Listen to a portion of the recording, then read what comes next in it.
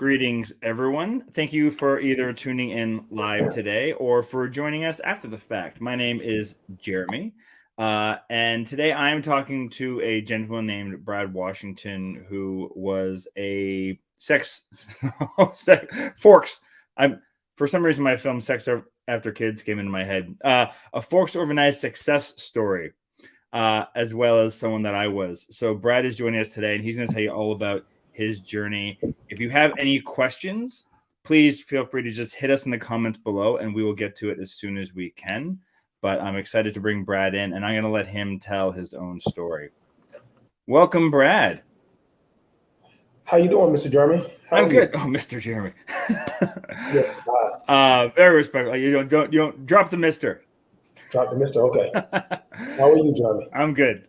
So we were both featured in different issues of the Forks Over Knives success stories. So why don't you give me and the viewers your general backstory on how you came to be to where you are now? Well, when I was in high school, I always pretty much struggled with the weight. I would go up and down, up and down. But in 2011, I got injured. I injured my ankle, and I was like 240 pounds. But then I didn't do any training or anything like that. So I actually ballooned about 300 pounds. And for a few years, I was going on and off, trying to lose weight. But then in June of 2015, I finally started to lose the weight, and I started to find a way to lose the weight with how I was eating. Yeah. So, And what were you? You were an athlete, right? I played football in high school, and I also played lacrosse. We have like a very similar story. So I played football in high school, and probably similar to you, where like we practiced every single day after school, and we were in the weight room before. So I was like moving actively for, I don't know, 2-3 hours a day pretty regularly. And teenager metabolism, eating like a monster. But then I stopped playing football halfway through high school, but I didn't stop eating the way I was eating, and that's what happened to me. Right. And when you get hurt, and I wasn't doing anything, I was pretty active. My ankle got pretty messed up, so I couldn't do anything for a while. So instead of working out, I turned to food. Yeah. And so talk about that. So what would you say was kind of like your getting to like the rock bottom where you realized, hey, I need to maybe make a change or a shift? It started when I was about 23. I would go to sleep, and when I would go to sleep, I would sweat like all the time, and I would feel like rolls on my neck and rolls on my back, and it was just bad. And you know what to do. Everyone pretty much knows, like, hey, you got to eat this and you got to work out like this. But a lot of people just don't want to do it, which I totally understand. And I think when I went to the doctor and I saw how much I weighed, that was it. And I remember that day, it was June 13th, 2015. And I said, that's it. That's it. I'm changing. Great. So you decide to change. So what happens next? So at that point, what are you eating? Oh man, I went from pizza all the time and chips, and I started to do my research on like fruits and vegetables and things like that, and even lean meats. And I really invested into the plant based around that time. And when I started to read up on what it does to you, I just never really went back. I never went back to that. And what were you reading? Like, how did you come across that? That was just all motivated by yourself, right? Yes, sir. Yes, sir. Oh, excuse me. I didn't mean to say sir. That's okay. But yeah, I definitely was on Forks Over Knives and Men's Health and all those types of things, and just reading up on it. Like, okay, this is why you need to eat more plants and not as much processed foods. And 10 pounds turned to 20, 20 turned to 30, and the most I've lost actually was 120 pounds. The most I lost 120 pounds, definitely fueled by the plant based. I'm at a good weight now. I probably kept about 100 of that off, but It's definitely been fueled by plant-based eating. Definitely. Yeah. Fruits, vegetables, all of that. Yeah, we'll get specific later on. I'll get you to give me a more specific breakdown of kind of the stuff you eat. So you mentioned when we were emailing back and forth that you kind of like, I don't know if it says you went off program or you just gained some weight back, and kind of what that was like. Because I had a very similar thing. I lost like about 160 pounds, but I went too far. Like I went to a period where Mhm. I wonder if you had this, and you could talk about it too. The idea of like, as you start losing that weight, it becomes this like a game almost, and it's like how low can I get? How low can I get to the point where people are looking at me going, I think you're sick. Like you look like you're skeletal. And so I realized I had to gain a little bit back, but man, that messed up my head. Gaining that weight back, I just felt like, oh my God, I'm gonna go all the way, and I'm not gonna be able to stop. And it just, where now I'm at this pretty healthy range, but that I had some like, some emotional trauma over that. Before I answer, may I ask how much did you gain back? Oh, how much did I gain back? I think probably where I'm sitting now is probably about 20 or 30 pounds more than like the most I lost. Yeah, about same here, about 20. Yeah. Um, and pretty much everything you said is 100% accurate. And only people who lost the weight will understand. Like if you haven't lost the weight, you won't understand like what happens because you become a different version of yourself. You have to overcome a lot of radical changes. And that's not just exercising, it's how you eat, it's how you think, it's what you eat, it's when you work out, how you work out. And I'm sure you and I both probably went through some really tough workouts and a lot of different dietary changes and stuff. And it was getting to the point where it was getting too far because you measure yourself off of the scale. And before you wasn't doing that. And then every week you're doing it. And then just like a habit, just like a lifestyle change, that becomes a part of your lifestyle. Checking the scale every week. If you gain a pound, you feel bad. If you lose two, you feel good. And again, a lot of people don't understand that. Um, Only the people who really like lost a lot of weight would understand. But it got to the point where I was getting way too small. I was enjoying what I was eating. Don't get me wrong, the plant based, I was enjoying it. But it got to the point where it was getting too far. And I did get those comments. Wow, you're looking sickly. Wow, is something wrong? And I'm like, no, nothing's wrong. I just ran 8, 9 miles and went to the gym and just ate some cauliflower dish with green beans and stuff like that. I'm good. Yeah. But it becomes a game, like you said, it becomes a game.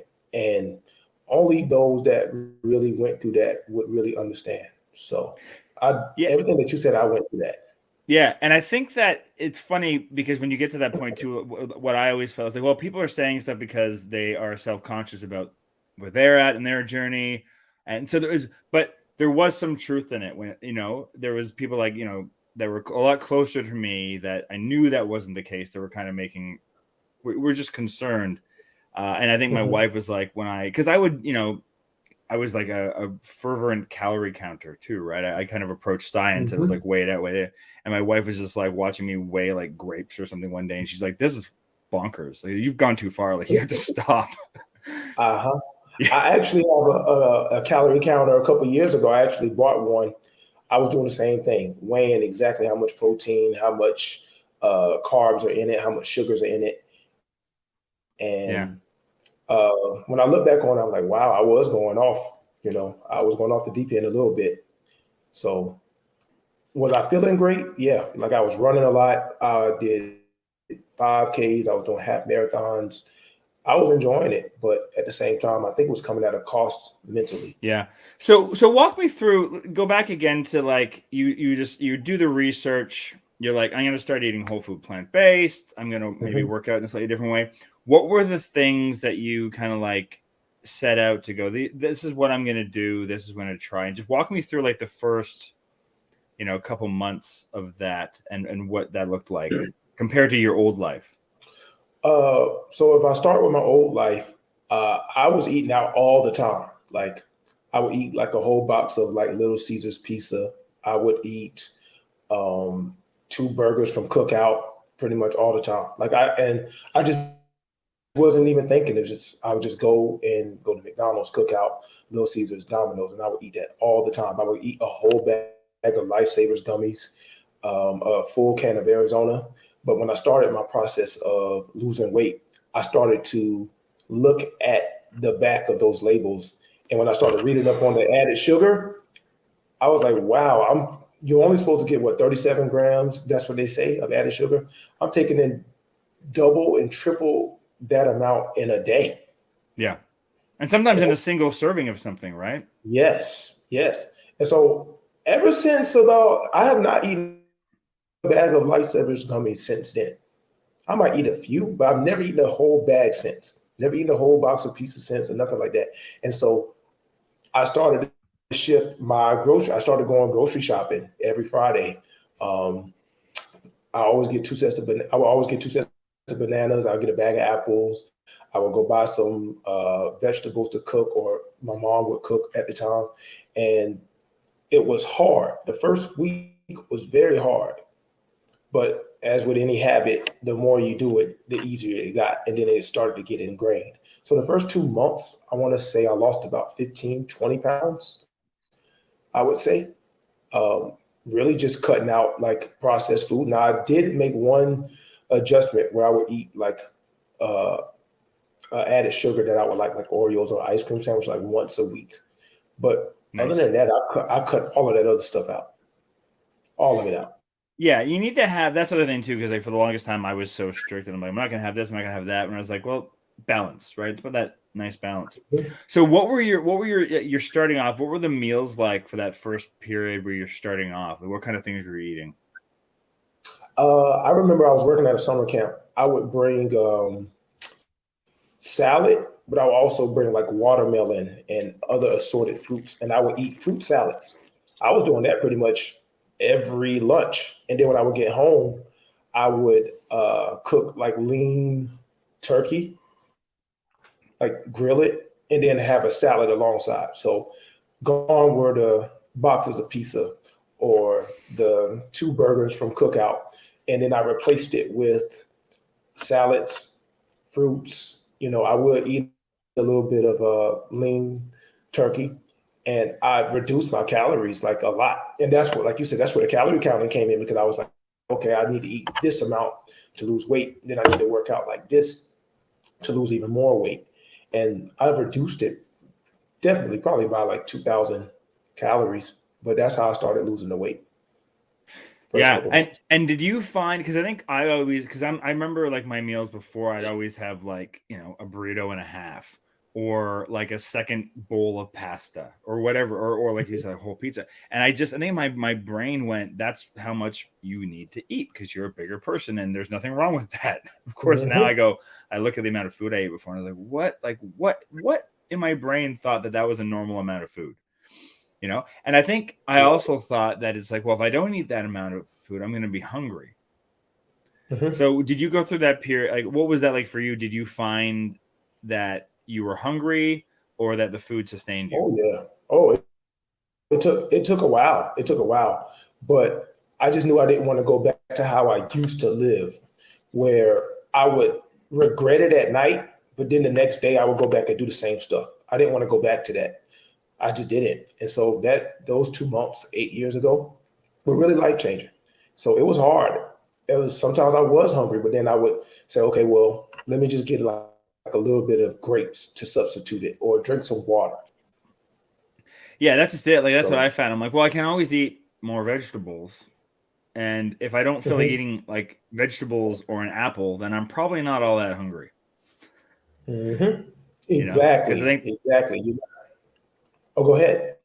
no. I was gonna say because I think that's it. It's like we go, well, I'm hungry. I'm gonna have some chips, or I'm gonna have this or that. Hmm.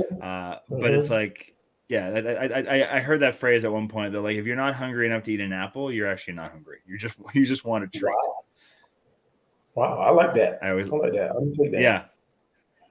yeah, it's all yours.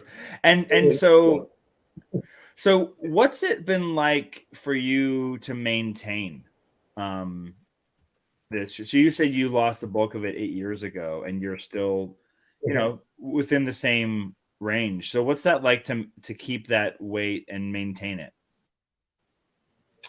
Um, well, my life is a little bit different than it was a few years ago. I was working at a school, and I was also doing the after school there too. So I did like a lot of walking and stuff, but I also didn't have a lot on my plate work wise. So now I have a lot more on my plate work wise.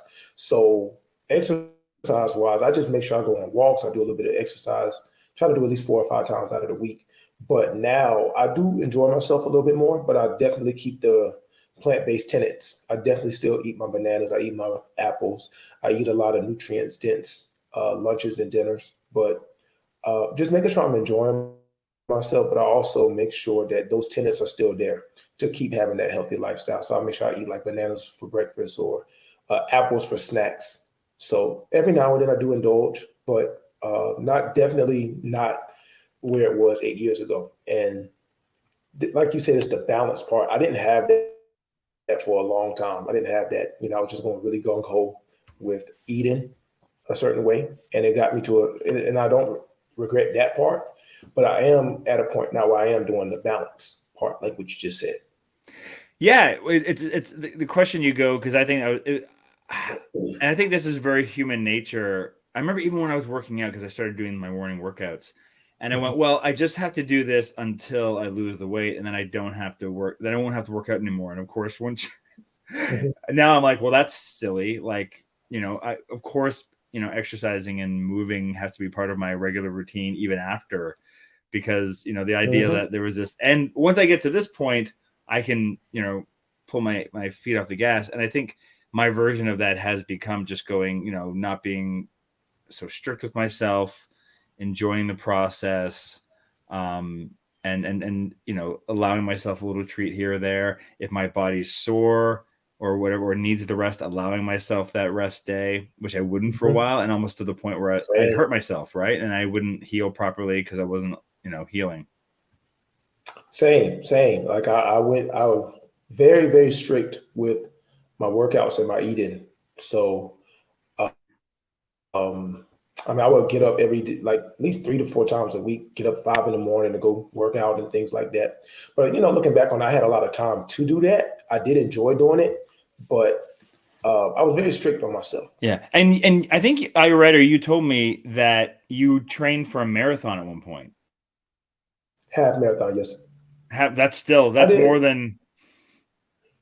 So what was that Yeah, like, going from well, I definitely had to watch what I ate a lot, but it was a lot of running, at least 40, 45 miles a week. I did enjoy it. Um, I had to, like I said, I had to watch what I ate. I couldn't eat a lot of carbs or anything like that, but it was really really enjoyable. But I would say after that half marathon, that's when I think I started to get burnt out with the whole 100% or zero lifestyle, and that's when I started to gravitate more towards the balance. So I don't run really that much anymore. I'm probably going to get back into it this summer. Um, but it was hard. It was really hard, but it was also enjoyable as well. I enjoyed it. Came, I came first in my age group. I think I came 17th place all around. I When I look back on it, I probably should have came higher than that if I would have started off the right way. As my coach at the time, Shawana White, who's also a plant-based person, she told me. Um, but it was still a blast. It was hard, but it was a blast. Yeah, I have friends that run, and that's never been, I don't know what it is. I tried at one point doing some jogging. I was just like, this, I'm not built for this. Although my cardio I do a lot of cardio. Like my workouts are like a combination of resistance training, which I do a lot more of now, Mhm, with like some hit, like cardio hit routines thrown in there, and just lots mhm. of walking. I just try to find any excuse I can to walk and move and all that good stuff. I've, Yeah. I've been enjoying walking. I try to get 20 minutes a day if I can. Yeah. So what is your fitness regime now? Now that you're like in maintenance? Well, now with teaching and then doing trainings, it's been a little bit more difficult, but I've been fitting into walks and trying to do like farmers walks with like kettlebells or um, dumbbells. And right now I'm trying to find a bike that I can ride outside. Sometimes I go to the park downtown and I'll ride for like an hour, and I enjoy that. So I'm trying to find a bike. I found one this past week, but the parts from Amazon was not working, so I had to send it back. So trying to find a bike. I think that's going to be something that I'll get into, but also get back into running this summer because I'll have way more time and leeway to do so. Well, you teach little kids. You should just get them all out there, get running around with them, chase them around. Well, that's about 5 to 10 minutes of the workout right there. I'll get some of that. But outside of that, I got to find the other parts, but I'll do that over the summer. Yeah, I must help. Like, because for me, I'm a filmmaker, and so a lot of the times when I'm not on set or whatnot, I'm spending at a desk writing or whatnot. So I have to force myself to go for walks. But I imagine, like, I know my wife is also a teacher like you, and I know that like the one good thing about that job is that it forces you to be on your feet a lot. A lot, yes. So I have a Fitbit, not Fitbit, but an Apple Watch. I track my steps and how many calories I'm burning sometimes, but not like I used to. But I do count. Yeah. What are your steps? What are your steps at now? Roughly. See, back then I used to hit 20 plus thousand because of the job that I was working. Now it's just over about 10,000. That's still incredible. You Yeah, know, I think someone I was reading up on it because I thought that was like a health thing. People are like 10,000 steps a day, but I think that's something actually a company created as part of a slogan because it was a nice round I number. read that. But the number I Yes. think they say is actually like the best number to hit for averages between, depending on the person and your size and height and all that kind of stuff, is between Mhm. 6,500 and 7,500 a day. So if you can hit Sure. that, you're doing great.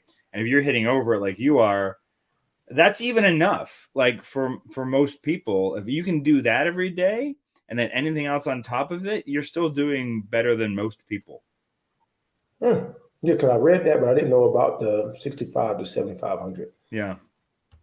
Learn something new. So what are if you had to list like your favorite meals of the day, breakfast, lunch, and dinner for people, like what would you say those are? Hit me with your top three essential meals. Top three. Well, I do like two bananas in the morning. That's for breakfast. But if I was to cook something, it would be a vegetable concoction of cauliflower rice, green green peas, and mushrooms. Yeah. And what do you I like what do you throw in there for, like, do you put any spices or flavorings in there? Turmeric. Yeah. Turmeric. You ever Yes, throw in my some mom. My mom. nutritional yeast? Say that again. You ever throw in some like I've not done nutritional that. yeast? I've not done that. I need to try that. Sir, I just changed your life. You try Get some it kind of gives it like a nutty, cheesy flavor, that. especially something like I that. think Throw it on I'll just try that. at the end. Yeah, get it. You can find nutritional yeast at most grocery stores in like the health food aisle, Hmm. Hmm. but a lot of bulk stores will have it too. Definitely, that's And something I just like. I got another meal. I can't remember, but I do know that you can pick up some of the items at Trader Joe's. I used to go there a lot. So now I hit Whole Foods more. But Oh, Trader Whole Joe's Foods has a will have, lot of. yeah, Whole Foods will have nutritional yeast for sure. Okay. Yeah, and I, and so you you, know, I, yeah, and you, so like, so you're working, you're a 9 to 5er, you know, you're at school all day. So during the week, what's like one of your go-to lunches that you have to pack and bring with you? probably the peas and cauliflower, or my mom likes to cook a lot of like turmeric rice with green beans. I like to pack that as well. But my green peas and anything put with that, that's like a foundational meal for me. You can put You love mushrooms green in there. peas. I do. I really do. Cauliflower. You can put carrots in there. You can put spinach in there. Um, you could put quinoa in there. It's great. Well, Quinoa is peas another are, one of my. Yeah, peas like pound for pound are like outpace most any meat for protein. And then you got all the Wow. fiber and that kind too. So that's a great choice. And then dinner. Hit me with your go-to dinner. Go to dinner. Probably the same thing. Sometimes, like if I were to eat out, I'll go to Moe's and I'll get like a bowl, but I'll get like tofu in it. Put a lot of mushrooms, a lot of kidney beans, a lot of guacamole. I've heard a lot of people say they don't like guacamole, but I like it. But sometimes I even buy guacamole and I put it on my meals. So I try to keep it pretty simple with that. But I probably need to um, get better with more meals and more plant-based meals. Yeah. But it sounds um, like you're okay with like kind of the same things. You know, you don't need like a yes, ton of variety. but I can outsource for other stuff. I'm trying to think of some other meals off the top of the head, but I do know like the peas are like and like cauliflower rice and quinoa. Like those are things that I really like to strive to eat for sure. Yeah. And what would be like your go-to simple dessert that you could have without feeling too guilty about it? Honestly, Oreos. Yeah, Oreos. A lot of people don't know this are accidentally vegan. Oreos. Yes, yes. Shawana White was the one that told me that. So Yeah. The other I cool didn't know that. thing, and I've done this, I think there's a video of this on my channel somewhere. If you take just Oreos and you throw them into like a food processor, that will make between Mhm. like the cream inside of it, that will make a crust for like a cake. You can make a or like a ice cream cake or pie or something. You can just use Oh, that, put it into a pie plate, and press it down and bake it, and you've got yourself a little pie shell there. wow. Not healthy, not a healthy pie Now, I shell, have but to let my dad know that. He delicious. likes pie. Okay. I'll tell my dad that. He'll probably try that. Well, if you did that and then you just like whipped up some frozen fruit, like from Yeah. frozen bananas, and spread it inside, then stuck it in the freezer, you've got yourself like a little Oreo ice cream pie. Wow. Drizzle some chocolate Oh, on top. Forget about it. how'd you discover that one, Jeremy? How'd you discover that My kids on TikTok, one? my kids found that, and so of course we had to make it. TikTok is a great But adventure. Trust me, I know. there's some great stuff in there. So what are some of? So Okay. it sounds like you keep your cooking pretty simple, but what are some of your go? What would you say are your essential kitchen tools that you use as the way you eat now, Kitchen tools. or just the things Um, that you use in the kitchen, or if you have any? um, I, I was gonna. I mean, with like the basic tools, like forks and stuff, and knives. Like, Yeah, are we talking about that? no, that's really basic. I'm thinking more like a certain like a blender or like an instant pot or just or pots Oh, and look, like something like listen. that. My pressure cooker is my best friend. Like I do, I've been doing better with cooking on the stove and things like that. Thanks to my girlfriend. But the pressure cooker is the best thing in the world. I Yeah. do if I do smoothies, I do have a NutriBlend, a NutriBullet. So like I'll try to put like kale and spinach with like some fruit concoctions and stuff like that. But yeah, those are probably my biggest ones that I like to use. Nice. And we have someone I need that green is says air fryer is Oh, see this one that he air fryer. That guy that's Mark Graham. He is the reason that I got on plant based. shout out to Mark. Yes, yes, he is the reason. And he also mentioned He is the juicer reason. here. Yes, we was on the juicer about 4 years ago. He actually is a juicer himself, so Nice. he's the real pro. I just like I'll use the air fryer for so many little simple things too. Like I love to throw if I'm making like just oatmeal or something, I'll just get like a small handful of pecans, throw that into an air fryer for like 3 minutes while the oatmeal's cooking, and roasted pecans change your life. It's just like it just pops in some way, just adds that little extra boost of flavor. Mm-hmm. Shawana, I think your pal Shawana is asking, what is your Yep. favorite run workout? Uh, I would say the easy runs, but probably the track workouts you to make me do.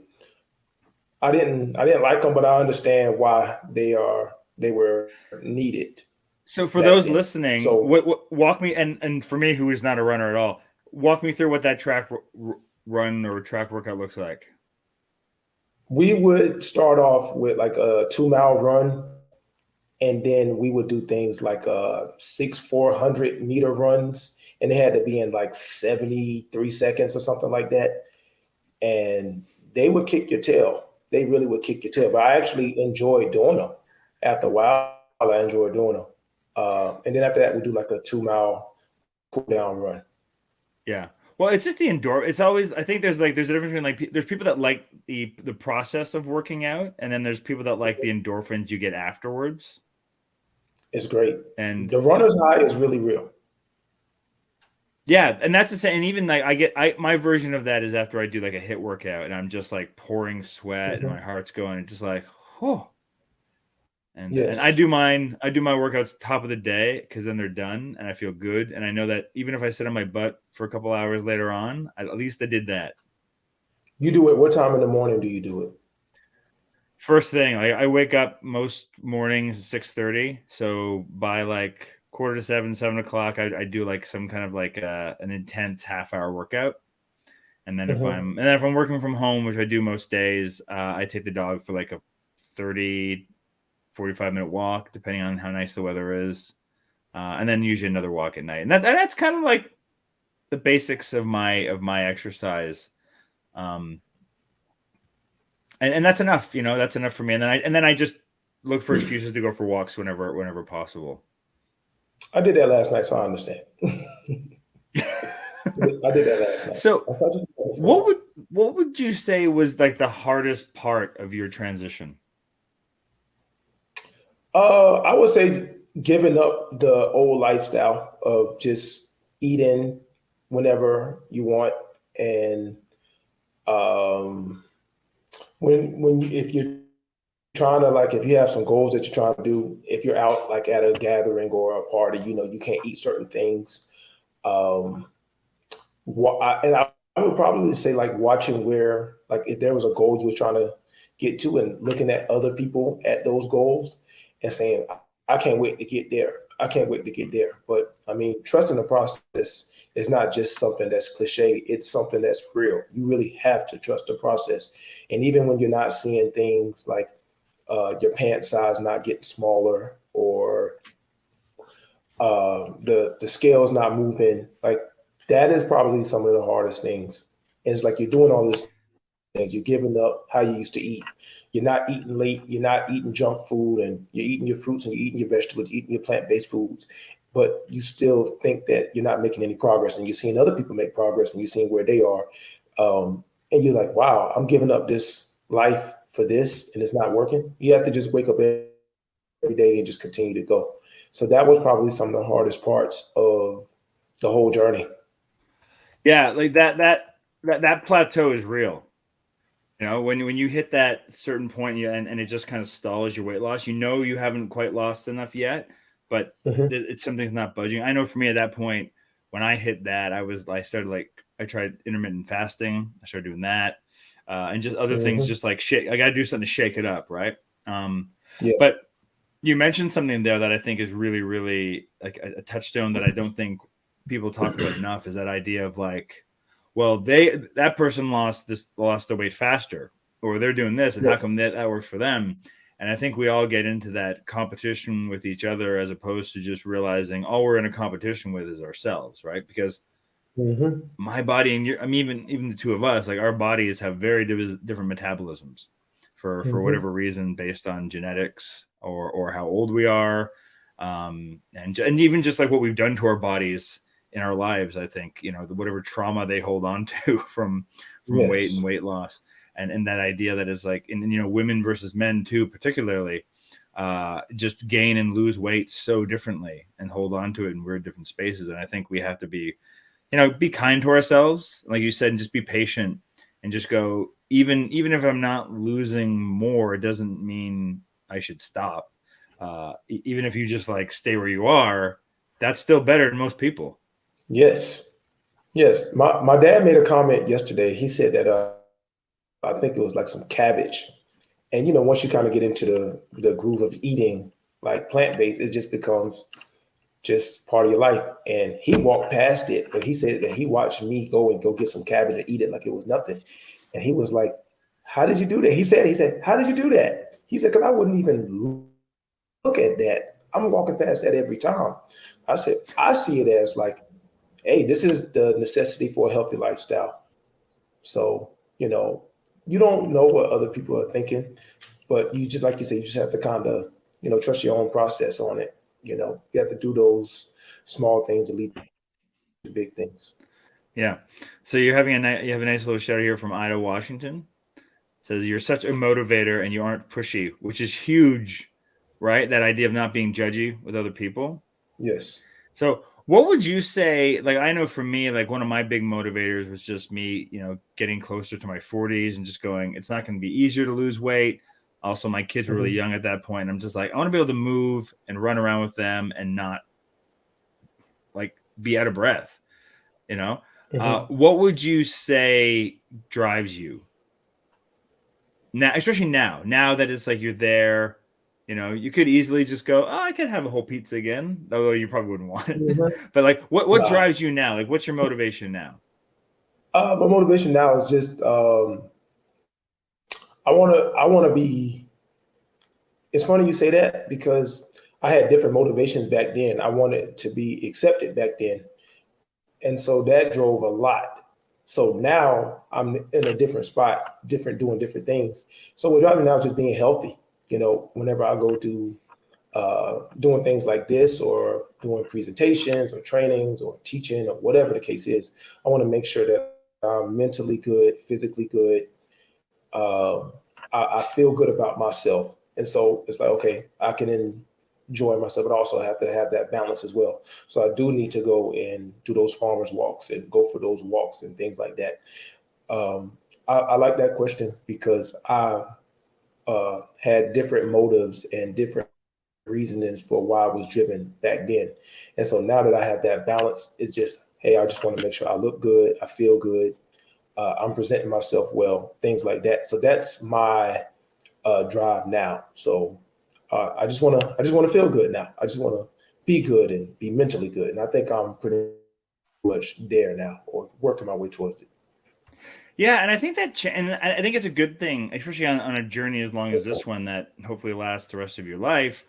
The motivation has to change, right? As we get older and different things happen, and we have different reasons for why we do what we do. You know, some days just Yes. my morning workout is like, I want to have like a dessert tonight. That's my that's my motivation this Yes. morning. Yes. I live that life as well. Yeah. It's funny you say that because I was listening to I listen. Everybody knows I listen to this guy named Colin Cowherd every day, and he was talking about why LeBron and the Lakers won a couple years ago in the bubble, and he said like those guys, they had kids, they had families, and they wanted to go home, but they wanted to go home with a championship. So it would be different for a younger team who's probably isolated, um, and they just want to play basketball. But LeBron was 35, 36 at the time, and his motivation was, I want to go home to my family. I miss my family. I'm isolated. I'm in this hotel. Yeah. So age and perspective change as you get older. Yeah. And speaking of motivation, so you work with like this group you mentioned. So do Mhm. you want to talk about that and if any of this translates over to that? Which group is that? Yeah, so you mentioned earlier when I think it was before we started the Mhm. live that you work with a youth program. Oh, yeah. Yeah, I am the professional development specialist for Boys and Girls Club of the Crescent. I'm their lead trainer. So I'm responsible for trainings in the Midlands, of South Carolina. We got five regions. We got the Midlands, we got Kershaw, we have the Greenwood area, we have the Rock Hill, York area, and we also have the Charleston area. And so outside of my teaching on weekends, or sometimes I'll leave, like my teaching job, like when I'm done with that at 3:15, I'll go to a different site and I'll do some trainings, and I help get other trainers get on board. And I'm pretty much responsible for the development part of the staff. Yeah. And do you ever find that you're able to use any of the stuff you've learned from going, plant-based and the weight loss you've done towards this? Yeah. I think the biggest thing I learned with like weight loss is if you want to get that weight off, no matter what, there's only one way to get it through. It's not going to be excuses. It's not going to be whining. It's not going to be crying. You have to you have to do the work no matter what. And like, I think that is one of the things that's changed me, was it's giving me a work ethic about everything pretty much. And so whenever I do my trainings and I hear people say, well, I can't do this and I can't do that, it's like, yeah, you can do it. Whether you want to pay, I don't want to say pay the price, but whether you want to do it or not is going to be up to you. Just like if you want to change your life and you want to eat plant-based, or you want to just clean up your eating, or do you want to go and eat junk? But it's your choice. And so I think when I come with that approach of, hey, we have to get it done. This is what we have to do. You want to build a great team. You want to develop well. This is what we're going to have to do. That's definitely helped out a lot. Even with my teaching, it's the same way. Yeah, I always say it's like they go, the saying is where the mind goes, the body will follow. Yes. And so like if you it's believe we got. Yeah, and if you don't actually want to do these things, you won't. You can't. Like your body's never gonna get up in the morning and go for that workout or eat that. Like your dad walks by the cabbage, is like, why the hell are you eating that? And it's like because your brain told you wanted to, right? Mm-hmm. Mm-hmm. And if you don't, someone else will. So while you complaining about it, someone right now is out there, working out or going to Whole Foods or going to Trader Joe's or buying juice, and they're making those steps towards, a better lifestyle. So it's either you're going to be a part of that group or you're not. Yeah. So what would you say if you had to give? Yeah. What would be your top tips and tricks for people that are kind of at the beginning of this journey and looking to get started? Like, what would you say, or would be the takeaways for those people? I would say to do an honest assessment of what you're eating. So like I said, when I was 300 pounds, I didn't know that eating a box of pizza was pretty much a whole day's worth of calorie eating. I didn't know way more. Yeah, I didn't know that I ate 6 Oreos. I doubled or tripled up my added sugar intake. I just was eating. And a lot of it comes down, we don't have the education for it, and we're not teaching ourselves that. So I would say do an honest assessment of what you're eating. Look at what you're eating. And that, I don't want people to turn into a calorie counter or nothing like that. But I want them to be honest with what they're doing and really look how many times you eat out. What is that burger that you're eating? How many calories are you putting into your body? And I think when that happened, like for me, that was the change for me. I said, wow, let me take this added sugar away. Let me take these X amount of carbs away. Let me add more protein this way. Let me add more fruits and vegetables. And I think when people know what they're eating, I think that'll drive them towards the other part, which is educate themselves with fruits and vegetables and stuff like that. And so I would say, once you're done with that, I would say start small. Change your breakfast habit. If you eating like junk food and things like that. Like I tell my kids, they want to eat candy at 7:30 in the morning. Nope, can't eat that. You have to eat the breakfast the school give you, but start small. Don't try to go with like big swings so much. And even if you don't see progress, continue to start small. And then it's like, well, if you eat a good breakfast in the morning, but you're not eating the best at lunch and dinner, and then you start seeing how you're feeling in the morning. Okay, try something different at lunch, then try something different at dinner, and just continue to just go with those small steps until it becomes a habit. Because we all know it's a habit. Then it's the lifestyle change. Yeah. So but I would start with, look at what you're eating and what you're not eating. Look what you're putting in. Because like I didn't know. Like, wow, burger Yeah. and fries, McDonald's is all of this saturated fat and all of this carbs and stuff. Wow, a whole bag of Lifesavers, 50 grams of sugar. Like, oh, that's what they're saying. A serving is 10. Yeah, you gotta look at the 10 serving size. Very different from that. yeah, wow, 10. Okay, that's 20 grams of sugar for that 10. It's not Yeah. eat the whole bag. That's wow. And it's amazing now, most fast foods, if not all fast food restaurants, have to post their calorie information in the restaurant, where before they'd always have the information if you asked for it behind the counter, and they're all on their websites. That's the other thing people should know too. It's like, if you're like, well, it's hard to tell the calorie information for fast food, it's not, because those companies by law have to have the information somewhere on their corporate website. So all that stuff is in there. If you just search the name of the place and probably even the meal and nutritional information, it's all there. But like you, I would definitely recommend people.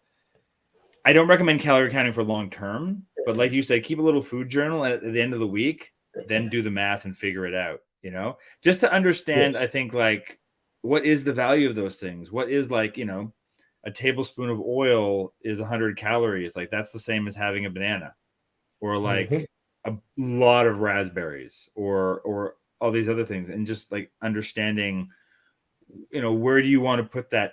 I think I like to think of the calories as like my bank account. Like, my body has a bank account, and I have an allowance of a certain number every day. And how do I want to spend that money? Do I want to spend it on stuff that's gonna be gone in 2 seconds, or do I want to spend it on something that's gonna last, that's gonna make me feel better, and all that kind of stuff? Right? Is the metaphor I've created in my brain, is that bank account. That's another one that I think I'm going to take. Take It it. sounds like fruits and vegetables are investments, and junk food is really spending.